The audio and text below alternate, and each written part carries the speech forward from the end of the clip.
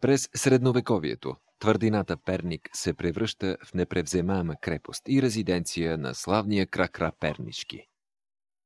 Но хълмът над Перник е обитаван повече от 6000-летия и е съхранил спомена за различни епохи и човешки съдби. Хълма, на времето наричан от местното население като градо или крепок, е бил, може би, най-продължително и най-интензивно заселеното място в региона. Той е с много добро стратегическо разположение, като е контролирал два важни пътя. Пътя от Македония, Велбъщ, към Средец или днешна София и оттам вече и към целия Долен Дунав от една страна, и пътя от Сърбия към Стара планина и Черно море от друга страна. Освен това, хълма е бил естествено много добре защитен. Със сигурност от ранния халколит вече или пето хилядолетие преди Христа имаме много голямо и много добре развито селище. До такава степен развито, че колегата Анета Бакъмска беше намерила и някакви остатъци от улична мрежа, което за времето на ранния халколит е прецедент. Живота тук е възобновен, при това с голям интензитет през ранножелязната епоха. В средата на 4 век имаме вече изградена първата крепост на хълма, като крепостта вероятно е на местното население. Казвам вероятно, защото има предположения, че това е македонски пост, военен пост, който охранява района. Тези предположения се базират на това, че има изключително много импортна гръцка керамика, включително и амфорна тара, каквато в Централна Тракия не се среща. Но от друга страна пък местната керамика, характерната за местното население керамика от периода 4-1 век преди Христа е в огромно количество. Крепостта е била изградена по последните тенденции на съвременното крепостно строителство. Тя е имала основа от големи квадри от пясъчник, добре рустицирани, обработени, оформени с ръбове квадри, като върху тази основа, която е била от 2 до 3 реда камъни, в височина стената е била с редове кирпич. Със сигурност тази крепостна стена и тази крепост не е изградена от местните хора, тъй като те не са познавали тези високи строителни техники. Разбира се, стои пред нас въпроса, чия е била тази крепост. По време на разкопките ни много се надявахме и разчитахме да намерим някакъв надпис, който да ни окаже името на тази със сигурност важна крепост за тогавашното развитие на района.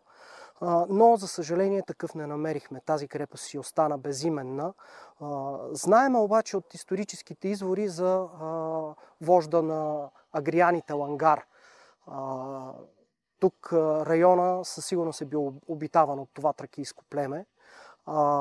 Лангар пък до такава степен е бил известен и могъщ владетел, че е влязъл в преки политически договорки с Александър Македонски и дори сестрата на Александър Македонски е била обещана за негова жена. Но внезапната смърт на Лангар не дава възможност да се осъществи този брак.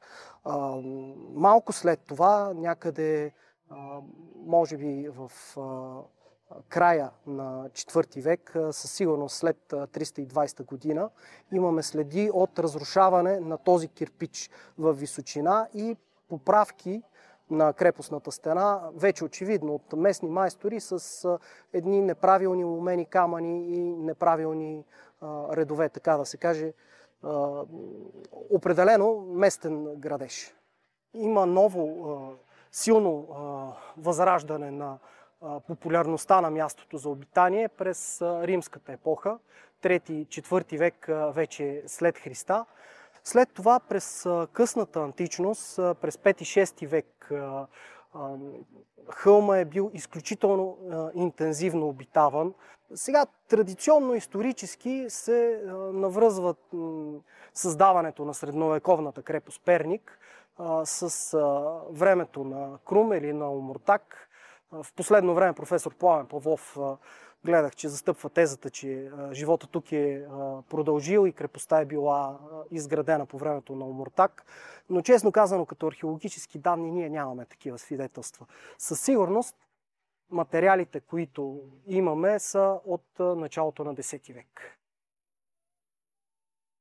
Според професор Йорданка Чангова, това е кълдръма, който е водил към елинистическата крепост от средата на 4 век преди Христа, а пък тези камъни са основата на портата, която е защитавала вече средновековната крепост Перник, защото знаем името на тази крепост. Той е Перник и със сигурност поне от 10 век това име е съществувало и е обозначавало точно тази крепост.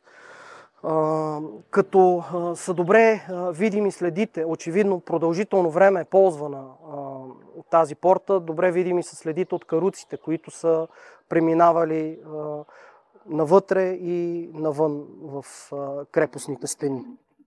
Първата обсада на Перник от ромейския император Василий II българоубиец е през 1004 година. Кракра отбива както пристъпите срещу крепостта, така и предложения му подкуп от Византия. Втората обсада е през 1016 година, когато цар Самуил умира. Престолонаследникът Гаврил Радомир е убит от своя братовчет, новия цар Иван Владислав.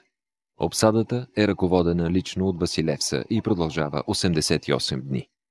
След тежки загуби, завоевателите отново отстъпват.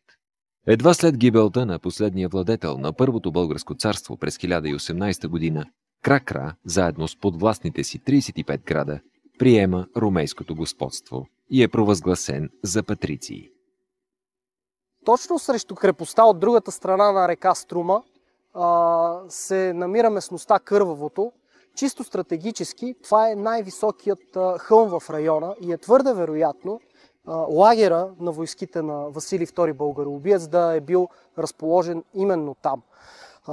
Едно народно поверие гласи, че тъй като военачалника Кракра много храбро и достойно отбранявал, умело отбранявал крепостта, реки с кръв са потекли по скалите и заради това хората са нарекли тази местност Кървавото.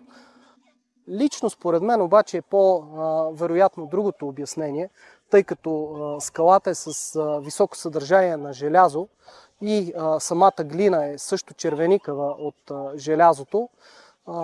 Вероятно, когато при пороен дъжд тече червена вода отгоре и по-скоро мисля, че това е обяснението за името на тази местност.